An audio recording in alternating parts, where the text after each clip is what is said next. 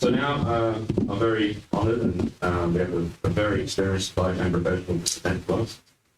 Rajesh Achanta is currently the Vice President of the P&G's APAC Regional Go-to-Market Supply Network Operation. He also leads the regional scale operations planning, order to cash, physical distribution and international trade, based in here in Singapore. APAC for P&G is a rapidly growing $7+ billion business with an end-to-end network encompassing over 1,000 suppliers, 50 manufacturing operations, and 25 distribution centres with 1,000+ customers in 20 markets. So it's a real FMCG. It's a big operation. Today, Rajesh will be speaking about leveraging digital capabilities in the go-to-market supply chain to create shareholder value. And I'm sure with Rajesh's experience over many, many years, including the fact that he's part of P&G's Hall of Fame, we only have about 20 people in the P&G Hall of Fame for supply chain. He's received that in 2015. I'm very happy to see you guys today. So we're very honoured to have Rajesh here, and I'll hand over him down to present his presentation. Thank you very much.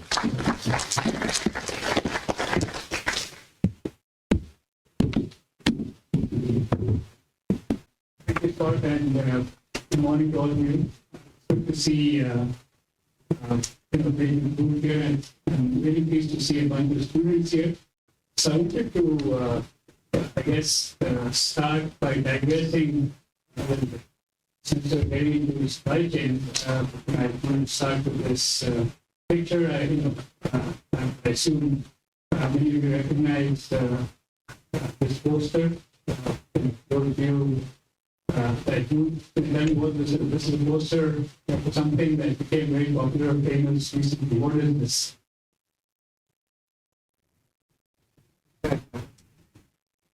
Yes, this is a movie poster of Everything, Everywhere, All at Once, right? And this became very popular in movies. I wanted to start with that. And I think Scott in the beginning talked about what the experience of supply chain professionals has been like in the past couple of years. And this is a good metaphor, right? There's stuff happening all the time. There's chaos of one kind or the other. There is disruption. There is cost increases. There is geopolitical challenges. There are shortages. So the world of supply chain is actually a very exciting world to be in. To get to deal with all of this, and to the degree that you've got good plans, good culture, good system, good solutions, we can get through the other side quite successfully. So all the students out here in the supply chain career can be a very interesting career. So I didn't come in for this sort of excitement, but I think I've enjoyed experiencing that over my 35+ years with P&G. And this is a promise. Those of you who are considering this, you're making a good choice. It's a great time to be a supply chain professional. So here's what I want to talk about today, very briefly. And I'm going to speak maybe for about 15 minutes, and then have some time for interaction and dialogue. I see many very experienced supply professionals here. I enjoyed listening to the panel. I could resonate with many of the conversations that happened on the panel. So I'd love to have a bit of a discussion. Here's a bit of my background. I won't bore you with my background. You can look it up on my LinkedIn profile. But just to say that I started with P&G straight out of school.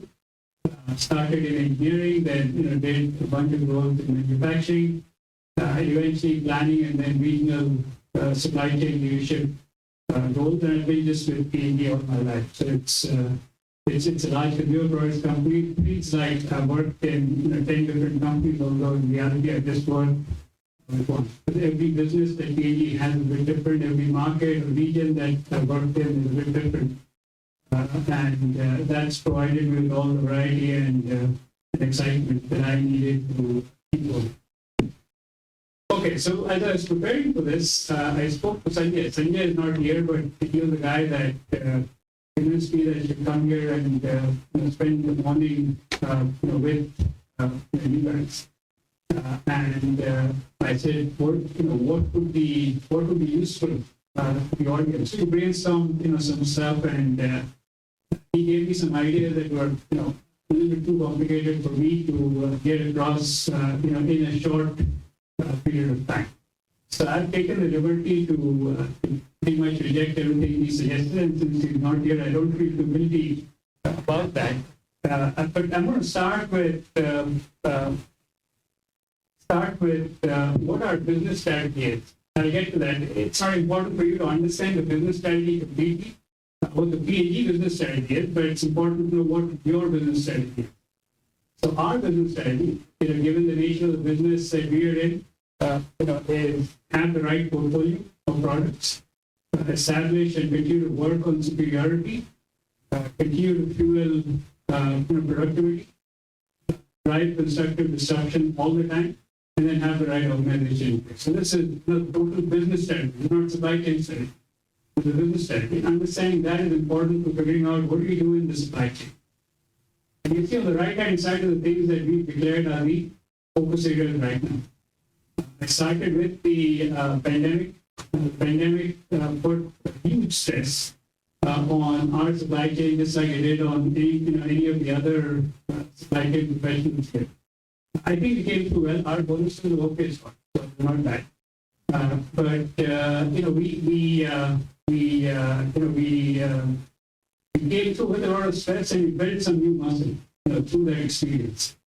So coming out of the pandemic, we think it's a good idea to review how should we learn everything we've learned and make our future plans even better. So we continue to learn good bonuses with less stress. Right? So this is what we call supply 2.0. So this is the branding that we've done to our supply chain strategy for P&G for the next couple of years. And here's what the elements are. Again, you'll see that frankly there's nothing revolutionary about the elements over here. But we believe that getting it simple and getting it right and making sure it is pervasive is how we get better outcomes. So the first item over there is supply in full. It means how can we make sure that our products, our SKUs, our brands are available at every shelf, wherever a shopper chooses to buy, whether it's online or offline, all the time, everywhere. Right? So this is all. It's pretty simple, but it's not easy to do. Second is how do we make sure we've got the right workforce, and that we are continuing to upgrade our workforce, continue to provide people with meaningful opportunities to grow, to make an impact, or to keep contributing to that mission that we've chosen. And these two, I would say, we worked on for many years. We think we have the opportunity now to step it up one more level. The third and fourth, the ones at the bottom are the ones that are, I would say, relatively new. The third one is around data. How do we use all the data that's available, and not just within the P&G system, but use data that's available with customers, use data that's available with suppliers. So use data. In the previous conversation, we spoke a lot about how if you can use data more smartly, supply chains can operate much better. So how do we get better at that? How do we build that capability? How do we build that muscle? And how do we make sure we meaningfully connect it to the business? So it's not data for its own sake. It's not technology for its own sake. It's not starting with blockchain first or starting with some digital solution first. It's really understanding the business problem and seeing how can getting the right data allow us to get to a better outcome. And of course, sustainability.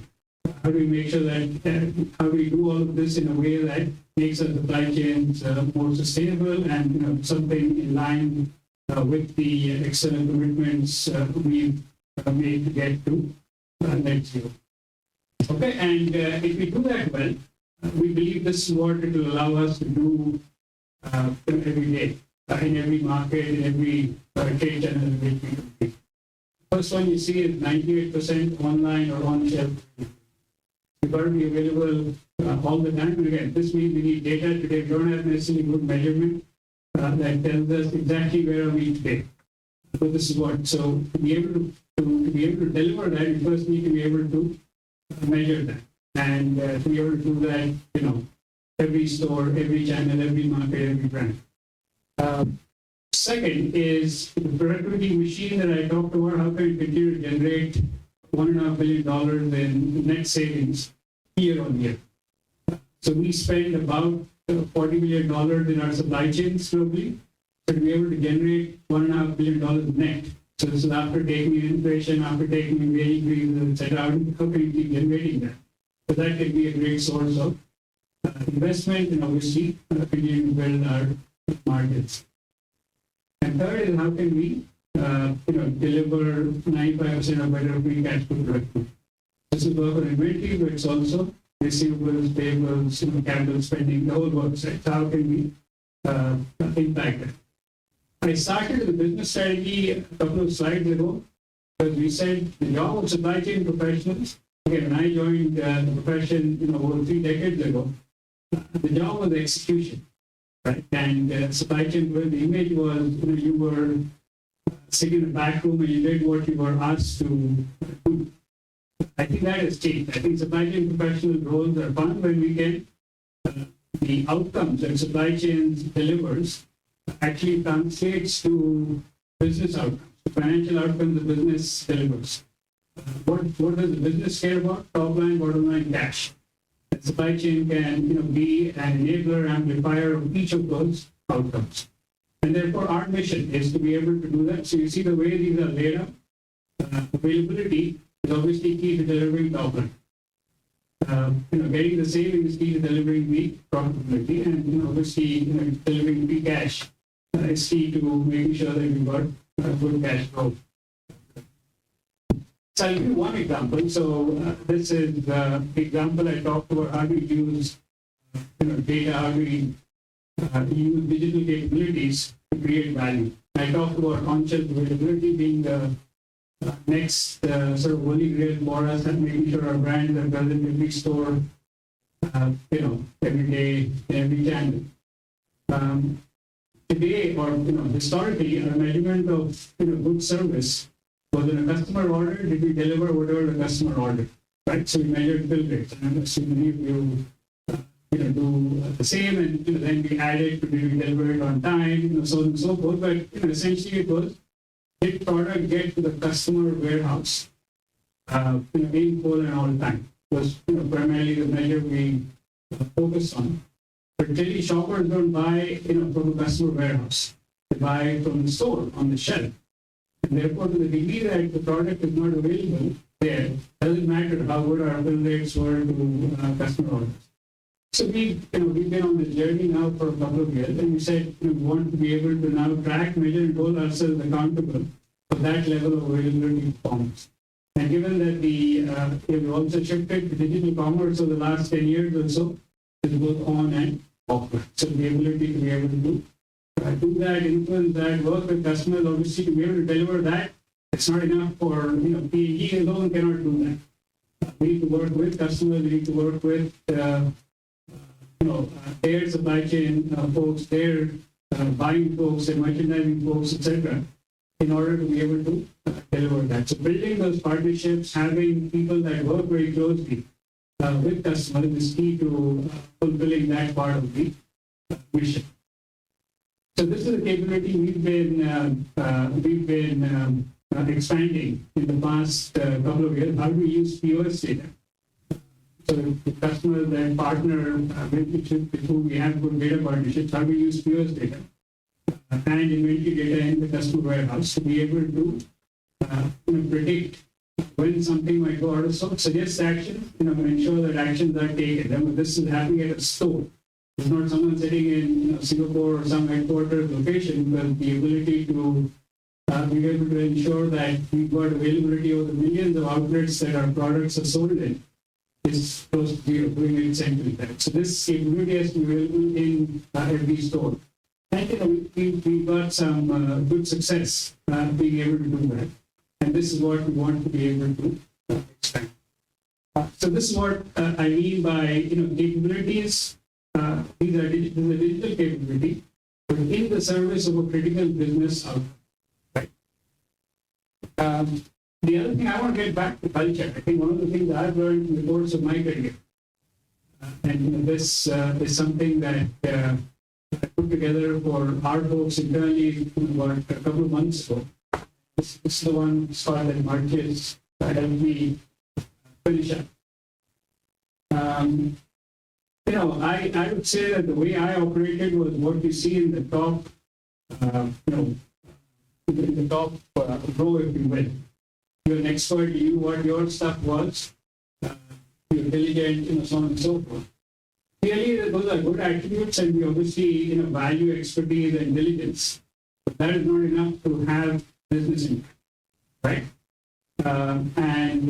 So over the course of my career, I figured, or it took me 10 or 15 years to figure out that I needed to develop other skills, business skills, the ability to influence, the ability to be able to speak the language of the business, the ability to be able to work with external partners, and to be able to do all of that, and switch styles as appropriate to the situation. And this also connects with the piece on culture. To the degree that we see ourselves simply as, I got to do a job, and the job is written on black and white in, clear boundaries, the amount of success we can have or the amount of fulfillment we can have is going to be fairly limited. To the degree we see ourselves as, we enable outstanding business outcomes, that what I do matters to the company's top line, bottom line, and cash. I think if we see that as our role, obviously you say, look, I need to be able to learn how to be able to implement that. I need to understand how to do that, and I need to see what my unique problems are. For someone else's problem, I can't solve. I got to solve my own problem on my supply chain, my markets, with my products, right? With my people. So to be able to do that, I figured you need a range of styles. And some of these are uncomfortable. I'm an introvert. I'm someone who likes to be by myself. I like to work alone for the most part. But if this is what I choose as the impact, I cannot continue to just operate in that fashion. So I got to stand to it. I don't have to change. I haven't become an extrovert in 30 years. But the fact is, I need, depending on the situation, switch style, make sure I've got the right mindset and the right way to go about getting outcomes. So this, I think, is absolutely getting the culture right, getting our own attitude and mindset right. I think if we do that, I think this is, we talked about holy grails in the morning. This is also a holy grail. The supply chain professionals to enable outstanding business success. So business gets recognized. So here's the movie, and as the business gets recognized, the folks that are part of the movie get their minutes of fame and recognition. But more than that, it's about fulfillment, that how they will convert supply chain mastery to true value on the business. So I'm going to shut up now. Here, I take any questions from the floor. So we've got, Scott, how much time do we have? And okay, good. Okay, so thank you for listening, and please raise your hand if you have a question, and we'll have someone get a microphone.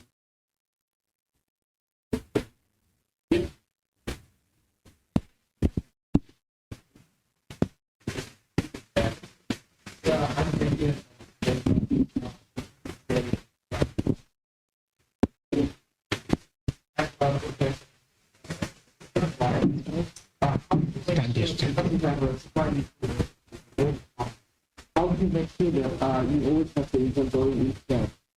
And number two, how do you overcome the challenge of the demand accuracy? Because sometimes if the demand is not accurate, then we end up with overstock and so on. Yeah, okay, thank you. Thanks, Jerry. So, the question on the, how do you make sure you have the right this is where the partition of customers starts. We've got to be able to understand what the right inventory levels are, and are the inventory levels that the customer at the store, not even in their main warehouse. Is that right? Because you can't ensure stuff in the shelf if product is not even available in their back room, etc. But it requires that partition. Second, on your second question on forecast accuracy, I spent about 7 years on forecast. I forecasted the business for the region, the PNB. And out of the forecasting, we had the 2008 financial crisis. So reading demand in the financial crisis is like rolling the dice. What's going to happen? How soon will markets completely crash? Will demand be 20% of what your normal baseline demand is? Will it be 50? Will it be 120? Same thing was in the pandemic. In products like ours, demand spiked. We had the opposite situation in 2008, but the demand spiked. It's very hard to say, is the spike permanent? Is it going to last forever? Is it on every variant? Is it on some, etc.? So so the short answer to your question is, frankly, it doesn't matter what forecast accuracy is. So supply chains have got to be able to deliver. And so supply and pull also, that is the implication. It doesn't matter what challenges we face. It could be internal, like more forecast accuracy, or it could be external. Port got shut down. Or, right now I'm following something in Korea, the transportation strike that is potentially going to disrupt stuff, or the weather pattern in the West Pacific Ocean that could impact, what happens in Japan. So this is all stuff that we take care of. But I think someone made a point in the previous panel on PDCA. So you've got enough understanding of what sort of things could disrupt our supply chain. So the P, the planning in the PDCA cycle, is not just about what my ideal plan is, assuming the world is perfect. Right. So the plan is assuming the world is an imperfect world, and supply chain professionals, our job is to create an optimal plan for an imperfect world. And the more we can do that, I think the better outcome we get. But do you feel like link between your supplier or distributor, customer with yourself, so you know how much is the stock level? Absolutely, yeah. Oh, okay. Yeah. With our distributors, we have real-time data. With external customers, let's say like an NTUC or a cold storage here in Singapore, some of them have data partition, which means that we can see what is happening at a store SKU level. Others refuse to have the data partition. So it's not uniform, but I would say that we're making progress, and to the degree we can convince them that sharing data is good for us both, that it creates value, I think we succeed. So this is part of the job. Yeah. Fantastic. The top view is really good. And I was thinking, so your product portfolio is very diverse, right? And just to the forecast accuracy piece, there are some products which are more basic and predictable, and therefore it needs a different supply chain. The products which are much terms of buffers and capacities and supplier alternatives and all that. So how to really manage the diverse essence of supply challenges through a infrastructure?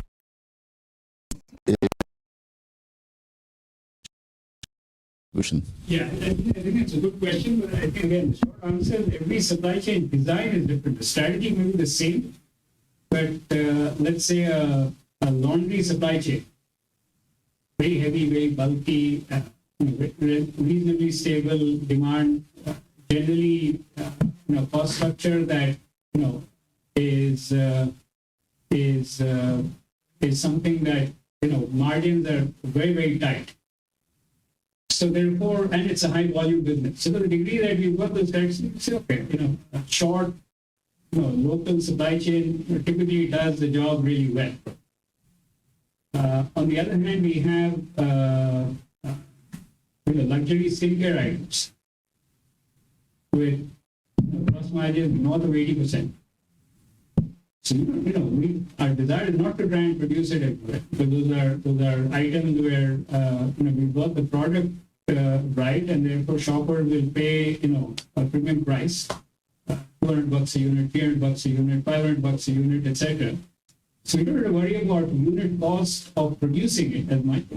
We produce in one site, ship it around the world. On that. So supply chain design vary, and therefore obviously the operating strategy. How do I operate that supply chain? also varies, and that gets into what sort of inventories I keep. Again, that varies on what is my inventories on my base product, and I've got new innovation coming. How do I handle new innovation? That's it. So the strategy is the same, but the execution is very, very different depending on the nature of the. Yeah. One more question. Only for me. Right, we have one more question. Hey, hi. The video, there's you there. We'll do one more. Shall if it's the last question, I'll give it to her. We could go next, but we're going to be really brief. Okay, I'm a long-winded person. But anyway, good to see you still working like 18 years old after so many years. So it's good to see you. First question is, I just want to understand your cash cycle of P&G. How much do you use your digital firepower that you have behind you to make your cash cycle as short as possible from the customer? Do you have any tactic strategy that you can share? Some companies have negative cash cycle, right? They don't even put money on the table. Some go up as much as 30, 40 days, right? You don't want to invest on them. But I'm just saying, what can you share from that perspective, from a visibility, from a digital capability, to able to reduce the cash cycle to the shortest? That's the first question. I have a second question, but I probably wouldn't. Yeah, so the short answer, and you and I can talk once we finish here, is that our focus is on free cash flow productivity. This is what our focus is. And, through that, we look at what combination of what we do on payables, receivables, etc., delivers that free cash flow productivity. This is what we are about. So, to your question on do we use digital capabilities? Yes, we do, but I wouldn't say that I've got something that is, super duper, on each of those areas. That is the key driver to that. It's just the right focus, and then making sure we've got the right plans in each of those areas. So on supplier payment terms, I think in general, versus 15 years ago to now, I think payment terms have become longer. On receivables, I think the receivable terms have been more or less the same. I would say they've moved a lot in the last 10, 15 years that I've been involved in managing these in this part of the world. But we've done some interesting things around. Could we do supply chain financing, for example? So we get paid much sooner. The term we might have with the customer might be call it 30 days.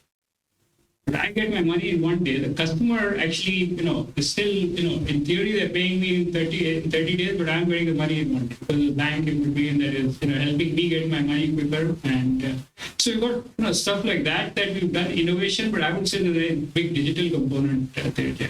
We can talk more. Maybe I didn't really understand the question that you had. Yes. Cool.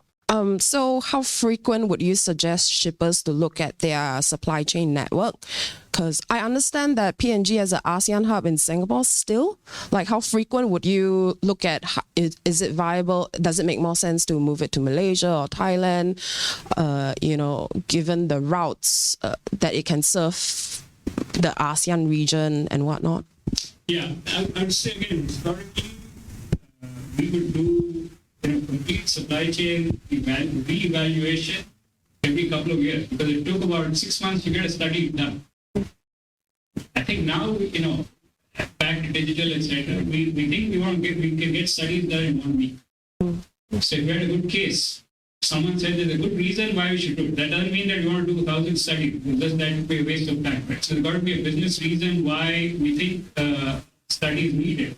So we could do that much more. Yeah. Is there a tool that you recommend for?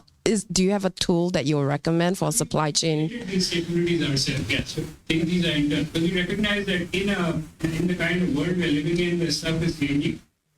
We've got to be able to build some of these digital capabilities ourselves. So we, I would say not everything we're building ourselves, but the supply chain design capability, the analytics capability on that we're building in-house.